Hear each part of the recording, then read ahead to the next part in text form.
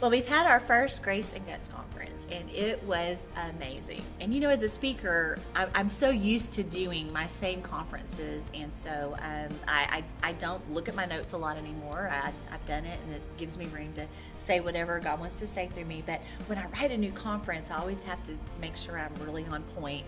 And when I first started, I was real glued to my notes, and you know, I just decided I'm just going to let God be God and move and do what He does. And in the very first conference, the very first session, we were talking about depression, and I began to move away from my notes and just begin to minister and talk. And it was amazing, and it was the very first night of the conference, and so I felt compelled to just open up the altars and let people come if they wanted prayer. I don't do that. I don't think I've ever done that. But I opened up the altars, and people began to walk forward to the front, and I mean just weep and cry and pray, and there were so many people delivered from depression that night. And so God is clearly doing amazing things through this event.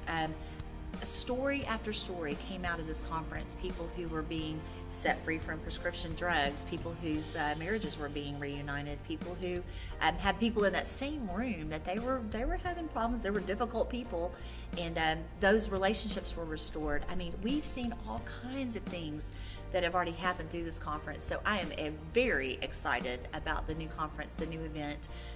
And all of the topics. And what's so amazing about this conference is we usually do 4 topics for each event that I do, 3 or 4. And so there are 12 topics, and out of those 12 topics, I can go back, a couple of times. So it's really going to be exciting to see the different topics that people choose, because they can choose based on what their group needs and the different things that they feel like God would have me speak to them. And so I'm just very excited about all of the wonderful things that God has planned. And just like all of the other conferences, we have advertising information that goes with that.